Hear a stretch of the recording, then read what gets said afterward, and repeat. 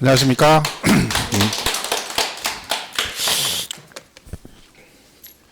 오늘 3주치죠. 그죠? 저는 오늘 세 번째, 그죠? 세 번째 하는 날입니다. 그죠? 지난 시간 거 복습을 할 건데, 초장에 여러분, 제가, 요즘에 이제 우리 학원 추세가 과거하고 틀리게 막 이렇게 압축해서 강의를 많이 하거든요. 그러니까, 예를 들면 요약집 같은 것도 막 빨리빨리 만들고, 이 방문가 같은 특징이 이제 요약집을 막 11월 달부터 하고 막 1월부터 강의를 하거든요. 저는 개인적으로 그건 아니라고 봅니다. 왜냐면, 처음에 아무것도 모르는 사람들이 요약을 보는 건 의미가 없어요. 처음에는 조문을 봐야 돼요. 길게 지문을 봐줘야, 그래야 시험이 조금만 어렵게 나오잖아요. 그럼 요약집 보면 못 풀어요. 시험 문제가 요약해서 나오는 게 아니에요, 지문이. 법 조문 길게 나오거든요. 근데 우리 요약만 보잖아요. 그럼 나중에 그 기문 길게 나오면 적용이 안 돼요. 그러니까 원래 옛날 과거 시스템은 요약집은 아예 강의를 안 했어요. 그냥 보조자료지 기본서를 5, 6월 달까지 했어요. 11, 12, 1, 2, 3, 4, 5, 6까지 기본서하고 7, 8에 문제 풀고 9, 10 이렇게 갔거든요. 그리고 요약집은 그냥 나눠주면 이제 기본서가 너무 길으니까 공부 되신 분들이 보조자료를 보는 건데 언젠가부터 자꾸 계속 막 요약집 자체를 가지고 강의를 막 하는 거죠. 그래서 저도 이제 방목제 오다 보니까 저는 이제 따라서 가긴 하는데 저는 개인적으로 뭐 그렇게 선호하진 않습니다. 그래서 작년에도 다른 사람들 요약집을 할 때 저는 3월달, 4월달까지 기본서 강의를 했어요. 강의를 저는 길게 안 합니다. 3시간이면 충분하다고 생각하고 그래도 결국 가면 점수는 똑같아요. 어차피 우리가 목표하는 16개, 10개는 누구나 다 맞을 수 있어요. 그러니까 굳이 세법 과목에다가 문제가 16개인데 16문제가 나오는데 물론 안 하면 안 되지만 하긴 하는데 너무 많은 시간을 투자할 필요는 없습니다. 그 시간에 저는 조금 시간 줄여주면 제가 줄여주면 그 시간에 중개사법 같은 걸 좀 잘하시고 그러면 2차 붙는데 되게 편하거든요. 근데 그래서 저는 모르겠어요. 저는 세법은 어쨌든 뭐 그래서 저는 강의할 때 8주 강의하는데 1시 이후로 끝난 적이 없습니다. 근데 다른 사람들은 막 1시 반 2시까지 하시는 분도 있어요. 막 이것저것 해주고 막 그러거든요. 그럼 수강생 여러분은 좋다고 느낄 수 있는데 저는 그게 큰 적인 아니라고 봅니다. 저 개인적으로는 제 생각은. 그래서 저는 뭐 자료 같은 거 많이 주긴 줍니다. 1월달부터 프린트 계속 나가는데 1월부터는 전 자료 많이 주는 거 별로 선호하지 않습니다. 왜? 여러분 그 쌓아놓으면 보지도 않습니다. 막 갖다 쌓아놓죠. 제대로 안 봐요. 시험이 왜 점수가 안 나온 줄 아세요? 그 자료도 안 보니까 그런 거예요. 근데 막 우리는 많은 걸 원하죠. 그죠? 근데 그렇진 않아요. 요약집은 빨리 나옵니다. 딴 데하고 틀려가지고 이쪽은 요약집이 굉장히 빨리 나와요. 아마 1, 2월달 안에 나올 거예요. 요약집이.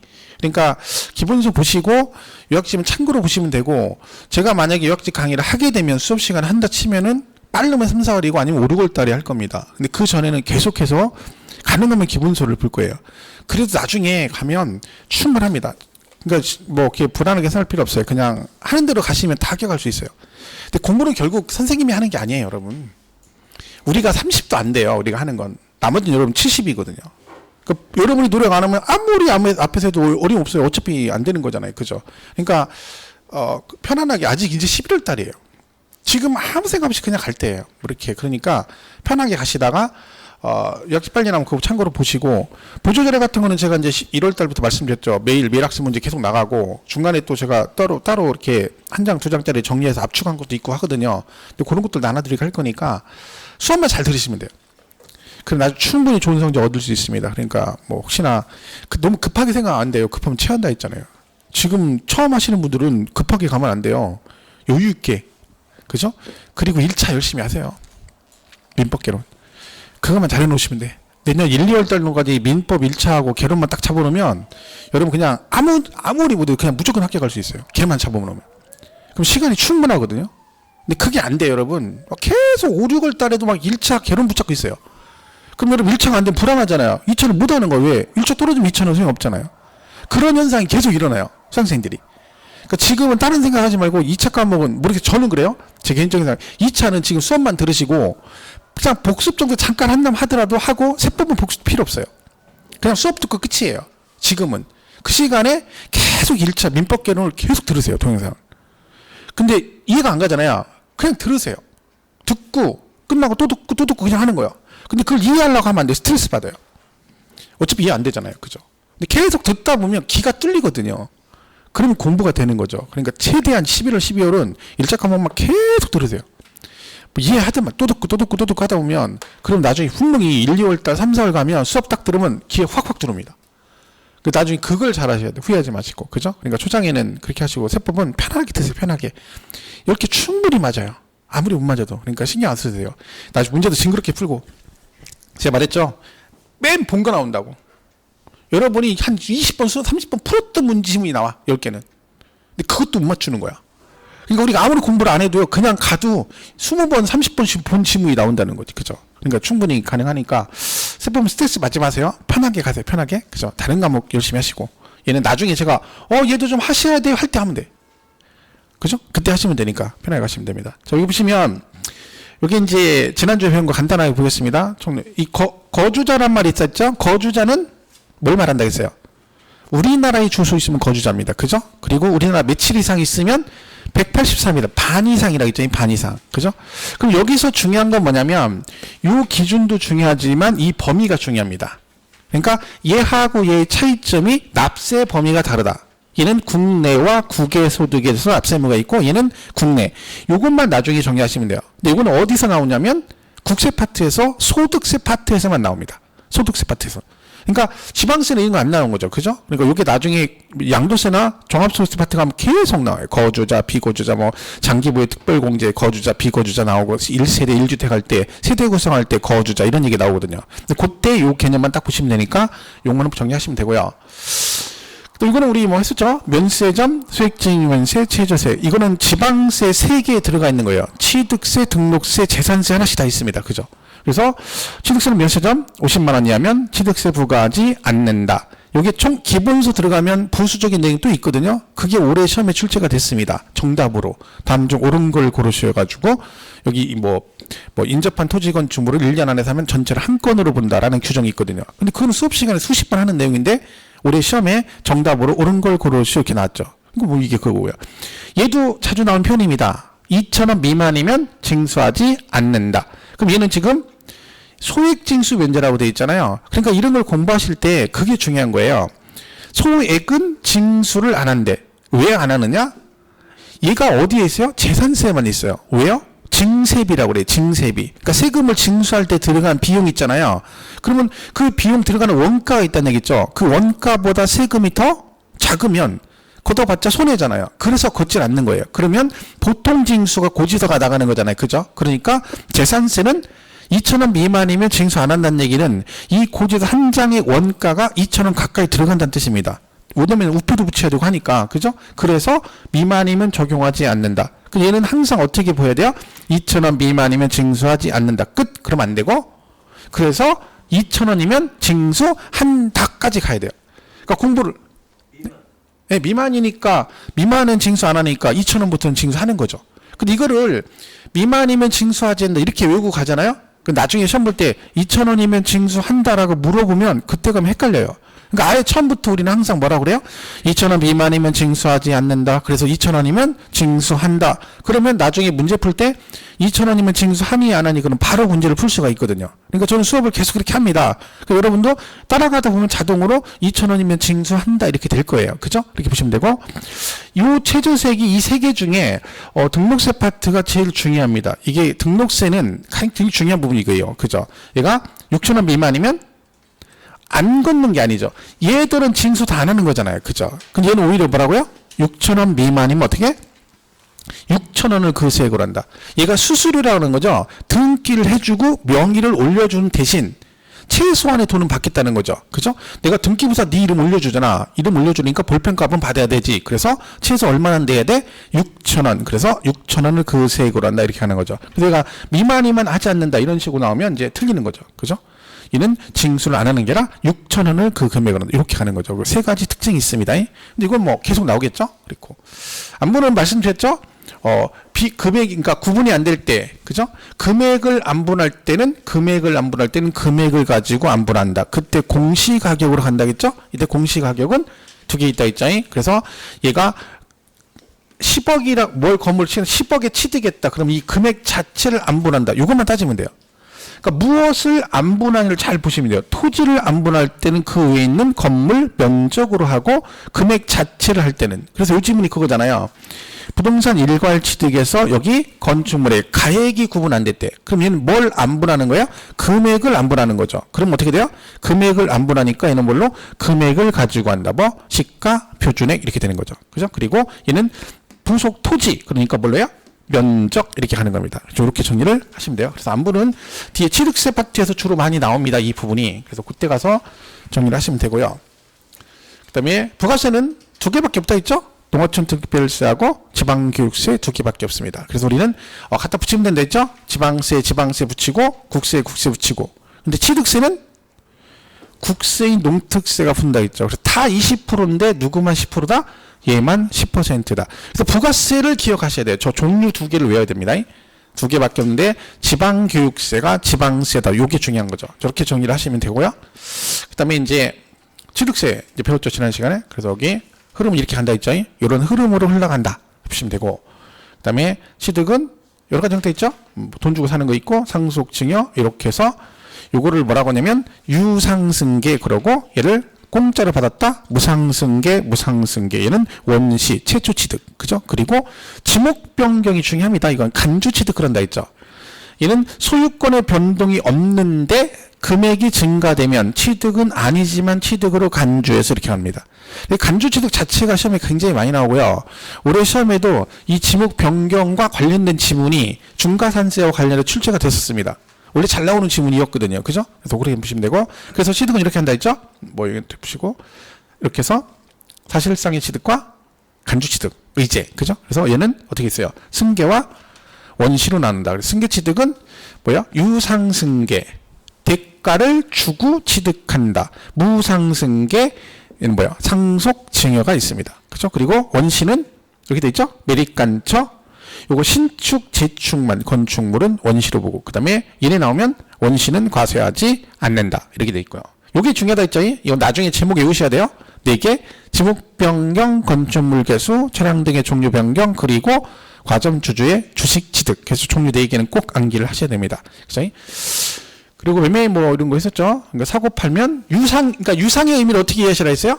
대가를 주고인데 그게 금전만을 말하는 건 아니겠죠. 돈을 주고 사는 것도 유상이고 뭐 물건을 주고 서로 받는 것도 유상이고 주식을 주고 사는 것도 유상이고. 그러니까 뭐가 됐든 대가를 주고 취득하면 유상이다. 그 개념만 보시면 돼요. 사실 이걸 뭐 자체를 특별하게 외우지 않아도 되는 것들이 이런 것들은요. 하다 보면 되는 것들이라 막 굳이 얘가 이러니까 이렇다 이런 게 필요 없는 거거든요. 그러니까 막 교재 보고 막 매매가 설명이 돼 있어요. 교재 기본서에. 그런 거 읽을 필요 없어요. 왜? 그런 거 안 물어보거든요. 매매는 뭐 어떻게 이걸 매매를 한다 이런 식의 질문 나오질 않아요. 근데 그냥 우리가 요 개념을 이해를 해야 이게 뭔지 대충 알고 있어야 나중에 양도세가 이게 또 나오거든요. 양도세가 하면 양도로 보는 경우 할 때 이 얘기가 똑같이 나와요. 왜요? 한쪽은 사고 한쪽은 팔았으니까 그죠? 팔은 쪽은 양도고 산 쪽은 취득이잖아요. 지금은 취득한 사람 입장에서 얘기하지만 나중에 양도세 가면 이걸 누구 입장에서 얘기하게? 갑의 입장에서 얘기를 하는 거죠. 그래서 얘는 양도로 봅니다. 이렇게 가는 거기 때문에 그러니까 매매, 교환 이런 것들은 되게 많이 나와요. 엄청 많이 나오죠. 이건 물물교환이죠. 그러니까 얘도 대가 받은 거죠. 근데 물건으로 주고받았다. 대가를. 그죠? 이렇게 하는 거고. 그래서 이렇게. 그다음에 현물 출자를 마찬가지죠. 출자했는데 부동산으로 하고 주식을. 그러면 을 법인이 얘한테 부동산을 출자 형식으로 취득했는데 대가를 주식을 줬잖아요. 그죠? 그러니까 얘도 유상승계 취득이다. 해서 똑같이 양도세하고 취득세 나옵니다. 대물변제는 빚을 갚는 거죠. 빚을 갚았는데 물건으로 갚았다. 그죠? 이런 것들도 나중에 이런 식으로 본다. 그래서 뭐 제목 정도 보시면 돼요. 그죠? 이건 막 외워야 된다 이런 거 아니라 있죠. 그럴 필요 없어요. 자 보시고. 그다음에 과점주주는 지분 50% 초과하면 과점주주. 그죠? 50%는 과점주주 아니라 했죠? 50% 초과하면. 그래서 이 부분은 나중에 자세히 다 배울 겁니다. 이 내용들은, 그죠? 그 단계별로.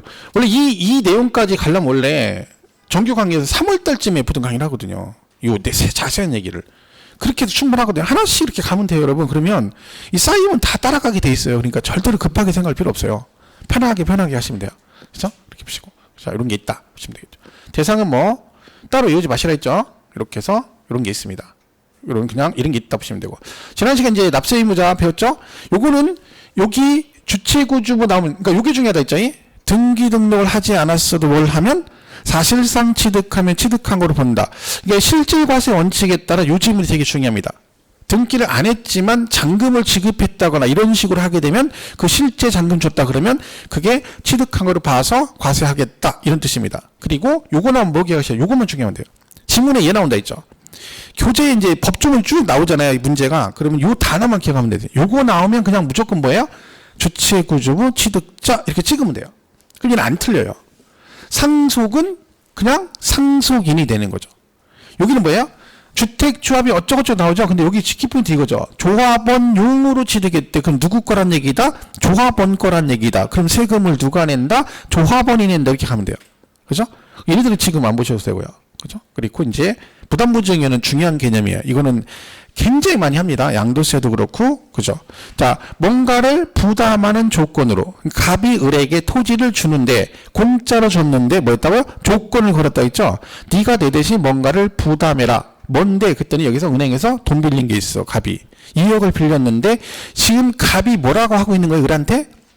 5억, 여러분이 지금 갑이에요. 그럼 친구한테 뭐라는 겨? 야, 친구야, 내가 5억짜리 토지 너한테 그냥 줄게. 그러면서 뭐라고 조건을 거는 거야? 대신 내가 요거 살 때 은행에서 돈 빌린 게 있거든. 2억 원. 이거 아직 못 갚았으니까 친구야, 네가 저걸 내 대신 떠안아. 그 조건부로 내가 너한테 이걸 줄게. 말 그대로입니다. 이걸 부담부 증여를 하는 거예요. 그럼 이랬을 때 이렇게 되면 어떻게 되냐? 요 채무 부담부이죠. 그 채무 2억은 원래 여러분 채무잖아요. 근데 걔가 친구한테 떠넘겼으니까 여러분 입장에서는 어떻게 된 거야? 채무가 변제된 거죠. 그럼 뭐하고 똑같은 거예요? 친구한테 돈 2억 받아가지고 은행빚 갚은 거 똑같은 거죠. 그러니까 세법에서는 그만큼은 돈 받고 파는 걸로 본다는 얘기야. 그냥 준 게 아니라. 그래서 그 채무액은 뭘로 본다? 양도로 보고 나머지만 그냥 준 걸로 봐서 증여로 본다는 얘기입니다. 이게 양도세 얘기라겠죠. 그러면 주는 애가 저렇게 주었으니까 받는 애도 똑같이 가는 거예요. 그러니까 이건 줄긋기 하면 돼요, 여러분. 줄긋기. 이게 취득세에서 나오는데 자꾸 틀린다 그랬잖아요. 그 이유가 뭐예요? 쟤랑 얘랑 별개로 생각하면 안 된다 했잖아요. 주는 애가 돈을 받았대. 받고 팔았대. 그럼 받는 애도 돈 주고 산 거고, 그죠? 주는 애가 공짜로 줬대. 그러면 취득하는 애도 공짜로 취득한 겁니다. 그럼 이게 그거잖아요. 그 시험에 뭐가 나왔다고 했어요? 부담보증여 시 다음 중 유상승계 취득이 아닌 걸 고르시오 이렇게 나왔다니까. 유상승계 취득이 아닌 걸 고르시오고 부담보증여 시 채무액을 제외한 나머지 부분 이렇게 나왔어요. 그럼 채무액을 제외한 나머지 부분이 이거잖아요. 그럼 얘는 뭐예요? 무상승계잖아요. 그러면 유상승계 취득이 아닌 걸 고르시오. 그러면 얘가 정답인 거죠. 그러니까 항상 요거는 나올 때 양도세 이게 나오잖아요. 그럼 얘만 하면 안 되고 얘도 같이 기억하시고 취득세 이 얘기가 나오면 거꾸로 양도세 이렇게 간다. 같이 정리하는 게 좋죠. 그래야 나중에 어느 쪽에서 나오든 간에 문제를 풀기가 쉬운데 별개로 생각해버리면 취득세에서 문제가 될 수가 있어요. 그죠? 아는 얘기인데 틀릴 수가 있다는 얘기죠. 그런 것만 좀 조심하시면 됩니다. 그죠? 이렇게 없고 그다음에 그래서 뭐 이렇게 본다 그랬고 얘는 뭐 됐고 그다음에 무조건 이거 기억하셨죠? 배우자 직계준비소 그럼 무조건 뭘로 봐? 증여.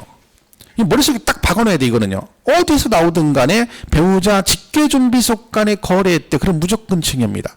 근데 추정의 뜻이다, 추정. 추정이라는 것은요, 다른 반대 의견이 나타나기 전까지는 계속해서 그냥 증여를 본다는 얘기죠. 그 얘기는 얘가 뭐가 되면, 입증을 하면, 그런 뜻이에요. 입증을 하면 뭘로 볼 수 있다? 유상으로 볼 수 있다 해서 요 네 가지가 있습니다.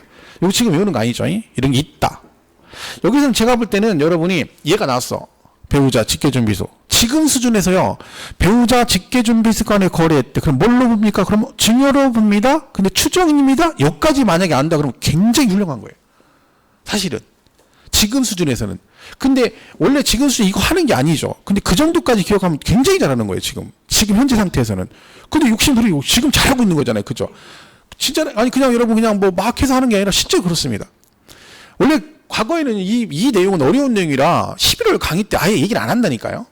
그냥 갔다가 공부 좀 되면 나중에 3, 4월쯤 가서 이렇게 하는 내용들이에요. 그러니까 많이 하는 거예요. 지금도. 그죠? 사실은 옛날에 비해서는. 왜냐면 지금은 차근차근 기본 용어 정의하고 학습하는 게 제일 중요하거든요. 그죠? 어쨌든 얘는 양도세가 됐든 어디가 나왔든 증여로 본다. 추정의 의미가 있다는 꼭 기억을 하시면 되고요. 그죠? 취득시기 우리 지난번에 하다 말았죠. 이제 유상승계 해가지고 두 가지가 있다. 그죠? 실제 잔금 지급을 가는 건 누가 봐도 이날 잔금 준 게 인정되는 경우 국수공판장 그랬죠. 그래서 국수공판장 국수는 공판장에 산다. 이 5개 기억하시고 그 다음에 나머지는 저거 아닌 애들은 뭘로 가요?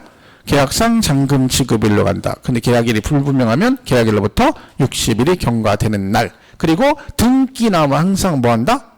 이거는요, 이것도 그렇고 양도세도 그렇고 이 시기 물어볼 때 등기가 같이 나오잖아요. 그럼 무조건 둘 중 빠른 날이에요. 등기는. 안 나오면 그냥 이걸로 가면 돼요. 근데 이거든 저거든 등기가 같이 언급이 됐다. 그러면 항상 뭐 해야 된다? 등기신 날하고 얘네들하고 비교해서 빠른 날로 간다는 걸 꼭 기억을 하셔야 됩니다. 그죠? 그리고 무상은 원칙이 계약일, 상속은 돌아가신 날. 해서 증여는 언제가 기다?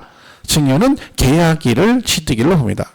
물론 그 전에 등기치면 등기친 날로 간다. 그래서 지난 시간에 여기까지 했습니다. 그래서 118페이지 보시면 그 3번에 연부취득이 나옵니다. 연부취득 할 차례죠? 그죠? 연부취득. 자, 거기를 보겠습니다. 자, 얘는 연부취득은 여러 군데 얽혀있기 때문에 한번 전체적으로 내용을 정리하겠습니다. 118페이지 피셨죠? 118페이지 양가로 3번 연부취득. 그렇죠? 자, 이거 보세요. 이렇게 돼 있어요. 그러니까 이 말뜻을 이걸 보고 이게 무슨 뜻인지 해석을 하면 돼요. 저 여러분 자동차 같은 거 살 때 여러분 차 살 때 할부로 삽니까? 일시불로 삽니까? 그렇죠. 가끔 가다 어떤 분이 부르주아 계급들이 섞여가지고 자동차 할부 삽니까? 일시불이라는 거. 어우, 부르주아 계급들이죠. 그렇죠? 할부죠, 할부. 자, 그럼 할부는 보통 몇 개월 할부합니까? 그렇지. 보통 36인데 가끔 또 부르주아가 또 있어요. 24개월 할부래. 부르주아 계급들이죠? 보통 우리는 뭐라 그래요? 그렇게 안 물어봐요. 몇 개월 할부 안 물어보고 뭐라고 물어봐? 최장 몇 개월. 이렇게 물어보지. 우리가 먼저 이거 몇 개월 할부됩니까? 우린 그런 거 안 물어봅니다. 최장 몇 개월이요? 그럼 최대 몇 개월? 60개월까지 가능해요. 그게 우리 프로레타 계약을 우리 같은 일반 서민들은 하는 거죠. 60개월 할부로 사는 겁니다. 5년 할부. 자, 그러면 60개월 할부는 돈을 얼마 만에 한 번씩 주는 겁니까? 60개월 할부는 돈을 나눠주는 거잖아요. 그러면 얼마 만에 한 번씩 돈을 주는 조건인 거예요. 그렇지, 그죠. 다달이, 그죠? 얘는 뭘까요? 그럼 얘는 연분이니까 뭐야? 그렇지. 1년에 한 번씩 돈을 지불하는 조건으로 취득하는 게 연부취득이에요.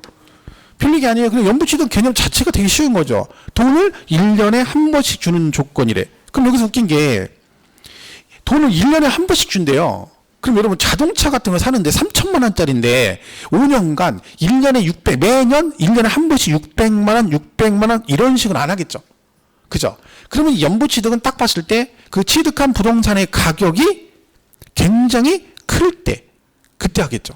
예를 들면 여러분 만약에 옛날 강남에 무슨 거기 빌딩이 하나 있었는데 강남 터미널 쪽에 빌딩 있을 때 걔가 옛날에 6천억인가에 매매가 됐거든요. 6천억? 그럼 여러분 6천억이면 아무리 돈이 많아도 6천억을 갖다가 36개월 할부 이러질 않거든요. 근데 보통 그 정도 되면 어떻게 해요? 뭐 10년, 15년 동안 1년에 얼마씩 나눠서 보통 이런 식으로 보통 계약을 합니다. 일반적으로. 그러니까 그럼 보세요. 우리 이제 뭐 그 금액은 좀 그렇고 그래서 요새 IMF 때 뭐 코로나 때문에 돈도 없고 그래서 여러분이 하나 싼 거 샀어. 싼 거. 100억짜리 가볍게. 그죠? 옛날 같으면 일시불로 줄 텐데 요새는 돈이 없어가지고 100억을 어떻게 했어? 진짜 자존심 상하지만 5년간 1년에 20억씩 나눠주는 조건을 취득했다. 예를 들면 이런 거죠. 자, 그러면 얘가 이런 얘기잖아요. 이렇게 해서 20억, 20억, 20억, 20억, 20억 이렇게 준다는 얘기잖아요. 그죠? 자, 지금 제가 얘를 100억으로 들어서 그렇지 만약에요 6천억이라고 쳐봐요. 그러면 6천억을 10년 동안 만약에 600억씩 나눠준다 하면 문제가 뭐냐면 이게 실제 취득은 돈 다 주고 나야 취득하는 거잖아요. 그러면요 6천억을 갖다 10년을 줬어요. 그죠? 나눠서. 근데 그럼 10년은 6천억에 대해서 어떻게 돼요? 세금을 내야죠. 취득세를 내야 되잖아. 그럼 6천억에 대한 취득세 4% 낸다 치면 세금이 몇백억입니다. 그죠? 그러니까 이 돈을 나눠내는 것도 왜 내? 한꺼번에 주기 부담스러우니까 연으로 나눠주는데 돈은 이렇게 나눠내고 세금은 돈 다 준 다음에 마지막에 세금을 한꺼번에 내. 그러면 그것도 부담스러운 거예요. 그러니까 어떻게 한다는 얘기야? 너 돈을 이렇게 나눠서 내니까 세금도 어떻게 내라고? 취득세도 이 돈 줄 때마다 똑같이 나눠서 내라는 얘기예요. 그 세금을 이렇게 줄 때마다 여기다 세율 곱해서 20억 줄 때마다 세금을 5번에 걸쳐서 취득세를 나눠서 걷는다. 이 뜻입니다. 이걸 연부취득 그래요. 자, 그럼 여기서 중요한 게 금액이 두 개가 나와요. 100억이 하나 있고 20억이 있어요. 여기서 용어가 있어요. 용어. 이 용어가 뒤에 계속 나오거든요. 자, 이 말이 있고요. 이렇게 있어요. 두 가지.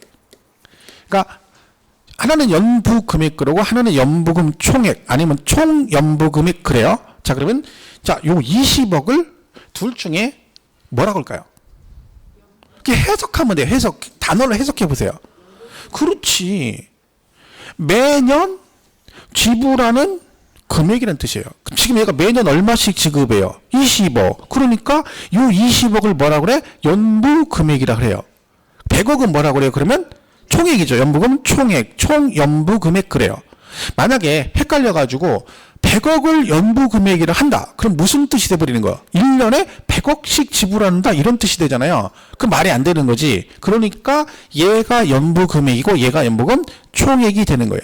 그럼 이 용어가 되게 많이 나옵니다. 자, 그럼 이게 이런 얘기잖아요. 얘가 20억씩 주는데 그럼 세금을 20억 줄 때마다 취득일로부터 60일, 취득일로부터 60일 이렇게 내라는 얘기잖아요. 그죠? 그럼 이때 취득일이 언제냐? 자, 얘들도 계약서를 썼겠죠.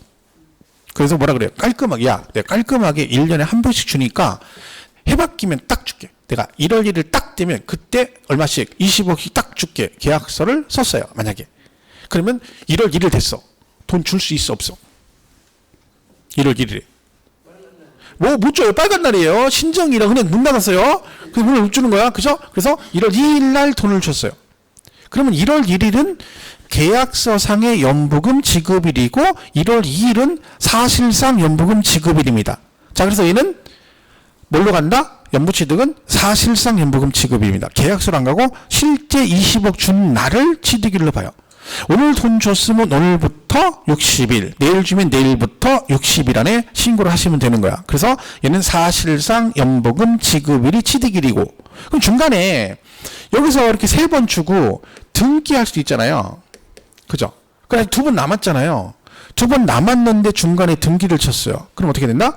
이건 등기를 했다는 얘기는 상대방이 나 등기를 넘겨준다는 얘기잖아요. 그죠? 그럼 돈을 상대방이 다 받았으니까 넘겨주겠지. 그 얘기는 내가 돈을 다 줬으니까 등기를 넘겨받았겠죠. 그러니까 뒤에 돈을 안 줬어도 등기를 쳐버리면 이때 한꺼번에 취득한 거로 보겠죠. 그래서 요게 이제 연부취득에 관한 얘기입니다. 자, 그러면 나온 김에 뒤에 가면 이제 과세표준을 배워요. 과세표준. 그 얘는 세금을 계산할 때 기준 금액이 뭐냐? 과세표준이 연부금액이냐 연부금 총액이냐 이렇게 나옵니다. 자, 그럼 연부취득은 과세표준이 연부금액이 과세표준일까요? 연부금 총액이냐 이거죠. 자, 우리 세금은 이렇게 계산한다 했죠? 여기다 뭘 곱해요? 그죠? 이렇게 되는데요.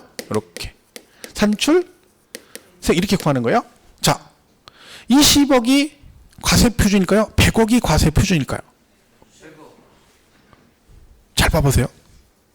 자, 100억이 과세표준이면 100억 곱하기 세율 해서 세금을 낸다는 뜻이고 20억이 과세표준이면 20억에다가 세율 곱해서 세금을 낸다는 뜻이죠. 자, 얘 지금 얼마에다 세율 곱해요? 그렇죠. 여기다 하면 한꺼번에는 부담스럽다 했잖아요. 그래서 어떻게 한다 했어요? 돈 줄 때마다 세율 곱해 세금 내고 돈 줄 때마다 세율 곱해 세금 내잖아요. 그럼 과세표준이 100억이 아니라 뭐가 되는 거야? 20억이 과세표준이 되는 거죠. 과표 세율 내고 과표 세율 내고 항상 세율은 여기다 곱해요. 그죠? 그러니까 세율이 곱하여지는 금액이 뭐가 되는 거야? 과세표준이 되니까 20억이 과세표준인 거예요. 그래서 얘를 뭐라고 한다고요? 연부금액 그러죠. 그러면 연부취득은 과세표준이 뭡니까? 그러면 연부금액이다 이렇게 가는 거죠. 나중에 이제 좀 더 가면 이걸 뭐라고 표현하냐면 나온 김에 어차피 듣고 잃어버릴 거니까요. 이걸 연부금액 그러기도 하고 이렇게 표현하기도 해요. 연부금액은 매회 사실상 지급되는 금액을 말한다. OX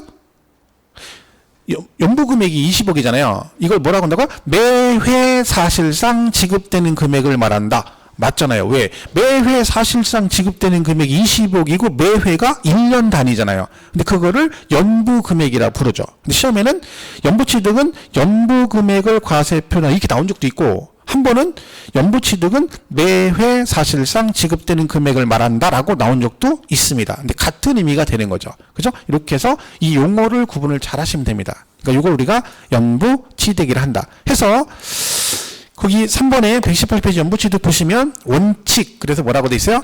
연부로 취득하는 것은 그 사실상의 연부금 지급일을 취득일로 본다. 근데 가로 안에 취득가의 총액이 50만 원 이하는 제외라고 돼 있죠. 자, 이게 무슨 얘기냐면 여러분 취득가액이 50만 원 이하면 우리 앞전에 잠깐 봤었는데 얘가 뭐냐면 면세점이에요. 자, 50만 원 이하짜리를 취득하면 면세점이 되면 취득세 부과를 안 하죠.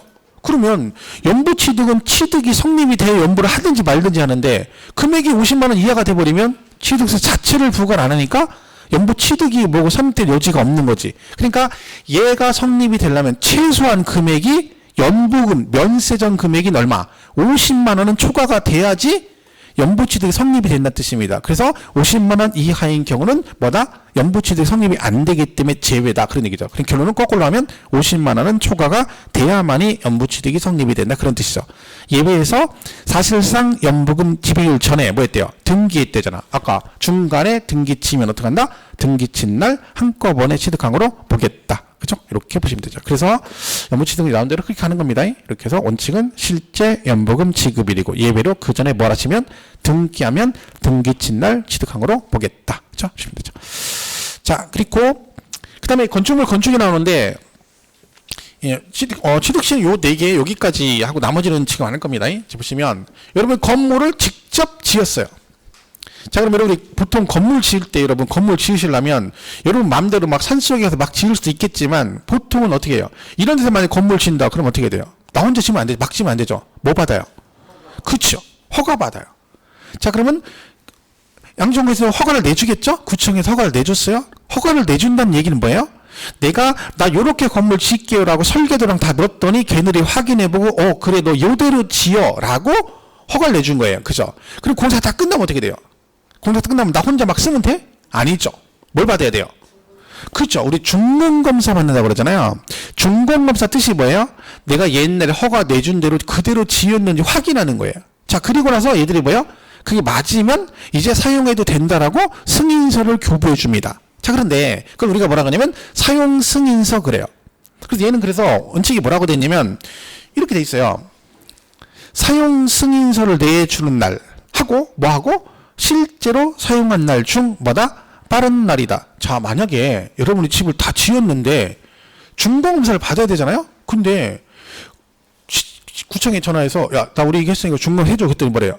자기 날 쳐서 안 나온대. 날이 쳐져가지고 자기가 추위를 겁나 많이 탄대. 그래서 지금 못 나가고 언제 나오니까 꽃피는 춘삼월에 오겠대. 그러면 자기는 그렇다 치고 우리는 이 엄동설 안에 집에 못 들어가고 밖에다 텐트 치고 겨울 납니까? 안 되지. 그러니까 어떻게 해? 사용 승인 안 떨어졌는데 뭐 할 수 있어? 미리 들어가서 사용할 수도 있죠. 왜? 추운데 밖에 떨 필요 없잖아요. 그죠? 그러면 미리 들어가 사용할 수 있다는 거지. 그럼 어떻게 된다? 내가 승인서를 안 받았는데 미리 들어가 사용하면 취득일이 언제다? 얘가 더 빠르면 이날을 취득일로 봅니다. 그래서 오해하시는 게 있어요. 중공검사 안 떨어지니까 안 떨어지는데 미리 들어가 살았어요. 그죠? 근데 나중에 한 달쯤 지나서 중공이 떨어졌어요. 그리고 나서 그럼 취득세 신고를 취득일로부터 60일이잖아요. 그리고 이분이 그 승인서 떨어진 날부터 60일을 따져가지고 갔더니 가산세를 내라는 거야. 그리고 욕하죠. 야, 중공이 떨어진 지 한 달 조금 지나서 왔는데 왜 그래? 40일 만에 왔는데 60일 안 됐잖아. 그럼 뭐라 그래? 그 전에 떨어지기 한 달 전에 미리 들어가 사셨잖아요. 그럼 이날이 취득일인 거야. 그럼 이 사람은 60일 지나버린 거지. 그럼 가산세 물어야 됩니다, 실제로. 왜? 이게 그렇다는 거지. 그럼 그러죠. 야, 그럼 내가 이때 진짜 썼다는 걸 네가 무슨 근거로 내가 이날 사용했다는 거? 무슨 근거로? 그거 있겠죠. 예를 들면 뭐겠어요, 대표적으로? 이 사람이 미리 들어가 산 걸 뭘 가지고 판단하겠어? 그렇지. 도시가스나 아니면 뭐 전기 같은 거 공급받았을 거 아니에요. 그럼 그 티 안 내려면 어떻게? 만약에 그걸 알았어 여러분이. 그러면 얘 티 안 내려면 어떻게? 들어가서 가스 쓰지 말고 골로 써가지고 골로에다가 불 붙여가지고 이 골로 쓰고요. 그리고 밤에 전기 쓰지 말고 촛불 갖다 놓고 옛날처럼 아니면 등잔 놓고서나 거기서 밥 먹고 하면 돼요. 그럼 모르지. 그죠? 왜? 근거가 없잖아. 그죠? 정식 확실하게 근거를 대야 되죠. 그럼 전기 공급된 거, 도시가스 공급된 거 이런 걸 가지고 이 여부를 판단합니다. 그래가지고 두 개 중에 뭐한 날, 빠른 날을 뭘로 본다? 취득일로 보겠다. 우리 교재는 4번에 겁나 길죠. 지문이. 가로 안에 여러 가지 얘기가 있잖아요. 그 가로 안에 있는 얘기는 볼 거 없어요. 지금은. 그냥 가로 한 거 빼면 결국 이 얘기야.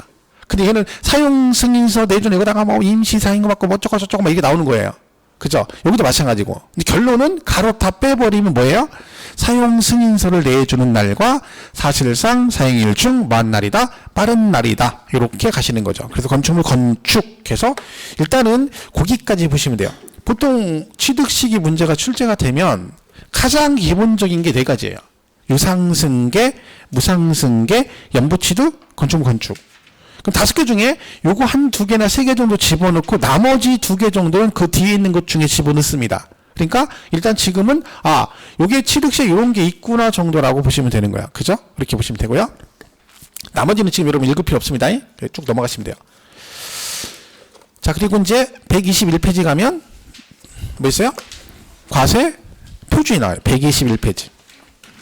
얘가 되게 중요해요. 그러니까 취득세는 지금 하는 과세 표준 있다는 세율 여기가 제일 중요해요. 그 시험에 엄청 잘 나온다는 얘기지. 그죠? 자, 그래서 이제 뭐 얘는 이렇게 가시면 되고. 잠깐만요. 자, 그래서 여기 한번 보겠어요. 여기 이렇게 보시면 이렇게 나오는 거죠. 1번 보세요. 부동산을 공매로 취득한 경우 이렇게 돼 있죠. 공매로 취득하면 그 실제 잔금 지급일과 등기일 중 빠른 날을 취득일로 본다. 답이 달아있네요. 오라고 돼 있죠. 공매가 뭐예요? 국수 공할 때 공이잖아. 걔는 뭘로 가? 사실상 잔금 지급일이죠. 근데 등기일 중 빠른 날. 자, 맞는 얘기인데 잘 보세요. 나중에 세세히 공부를 하겠지만 옛날 이런 분이 있었어요. 요걸 딱 틀렸다고 고른 거야. 왜요? 아니 선생님 우리 공부할 때 국수공판장은 실제 잔금 지급일로 이렇게 배우잖아요. 그리고 나중에 뭐 배워요? 뒤에서 예외로 이거보다 등기가 빠르면 등기친날 이렇게 배우거든요. 그러니까 이분 얘기는 원래는 뭐라고 나야 맞다는 거야. 얘는 공매로 취득하면 사실상의 잔금 지급일을 취득일로 본다. 이래야 맞는 지문인데 얘가 해서 둘 중에 빠른 날이란 말 없지 않냐고. 이게 맞는 얘기죠. 왜요? 제가 말했잖아요. 지문에 뭐가 같이 나오면 등기란 말이 같이 나오면 항상 어떻게 풀어라? 둘 중 빠른 날로 간다. 이래 맞다니까요. 만약 얘가 없어요. 그럼 뭐라고 하면 돼요? 사실상 잔금 지급일 맞는 얘기예요. 근데 등기가 나왔으니까 어떻게 해? 그때 이걸로 가면 안 되는 거야. 둘 중에 빠른 날. 그러니까 이거 맞는 얘기지. 그죠? 어쨌든 국수공이니까 실제 잔금 지급일이고 상속은 돌아가신 날. 그래서 뭐라 그래요? 상속 개시일 이랬죠. 돌아가신 날 그랬고. 그다음에 연부취득은 자 3번은 틀렸어요. 자 그냥 여러분 그냥 부담 갖지 말고 어디가 틀렸는지 골라보세요.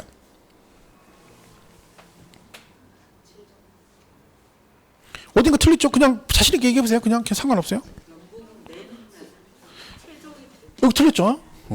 최종이면 돈 다 주고 마지막에 줄 때 한꺼번에 낸다는 뜻이잖아. 그건 연부취득의 의미가 없죠. 최종 연부금 지급이라 매회 사실상 줄 때 사실상 연부금 지급이 그래야죠. 그런데 하나 더 틀린 데가 있어요. 뭐 있어요? 그치. 등기일에 관계없이 아니죠. 왜? 중간에 등기 치면 한꺼번에 취득한 거를 본다 그랬잖아요. 다 연관이 있는 거지. 그러니까 보통 시험 볼 때는요. 이렇게 나왔어. 실제 시험에. 그러면 여러분이 나는 얘 보고 틀렸다고 했어. 상관없어요. 답만 맞으면 되니까. 중요한 건 X라는 게 중요한 거죠. 근데 공부할 때는요. 틀렸다고는 여러분은 이것만 보고 틀렸다고 골랐어요. 그럼 잘못된 거예요. 공부할 때는 그렇게 하면 안 돼요. 그러면 이거는 얘도 틀렸고 얘도 틀렸어. 두 개 다 틀렸어. 고를 수 있어야 돼요. 공부는 그렇게 하는 거야. 왜? 만약에 시험에 이걸 틀리게 될 수도 있잖아요. 그럼 나는 이것만 보고 골랐는데 얘가 틀려버리 이 문제를 틀리게 되죠. 그러니까 항상 우리 공부는 그걸 보는 거예요. 어디가 틀렸는지를 보는 거죠. 근데 말했죠. 여러분 내가 뭘 제대로 공부하고 있고 뭘 제대로 알고 있는지 없는지는요. 기본서 100날 봐봤자 알 수 없습니다. 언제 알 수 있어? 문제 풀어봐야 알아요. 문제를 풀어보면 내가 지금 어디를 제대로 이해하고 못한지를 문제를 풀면서 하는 거야. 그래서 우리가 기본서 처음에 열심히 하다가 나중에 마지막에 뭐를 해? 문제를 푸는 거야. 그죠? 그래서 문제를 많이 풀죠. 근데 문제를 많이 푼다고 공부 잘하느냐? 아닙니다. 여러분 문제를 많이 풀어. 막 나 100문제씩 풀어.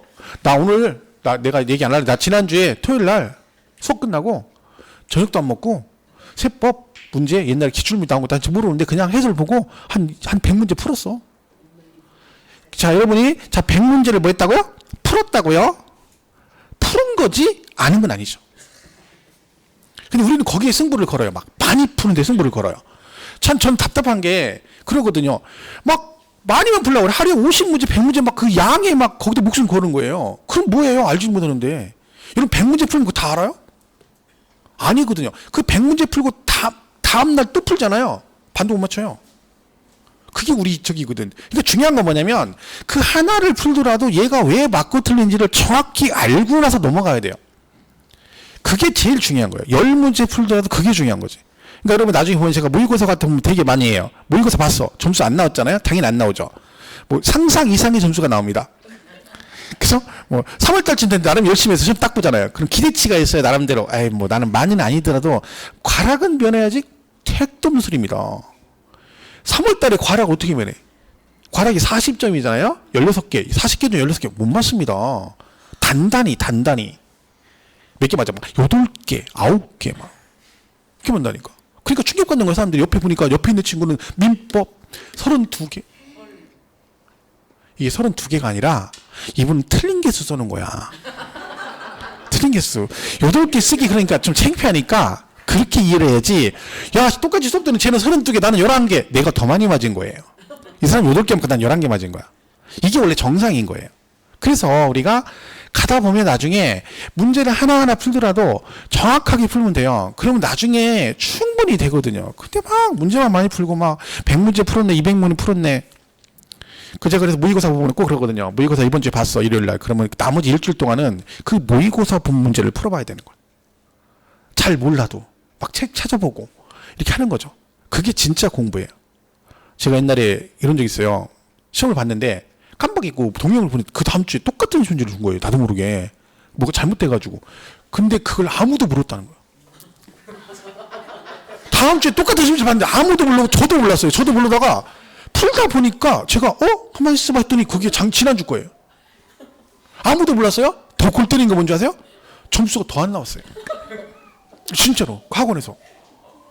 그게 우리 현실이에요. 지난주 푼 문제를 똑같이 풀었는데 그거를 점수가 더 나왔다니까. 알지도 못하고 왜 이게 똑같다는 걸 몰라요. 왜 그 정도 우리 수준이 그 정도야. 대단한 실력이죠. 그죠?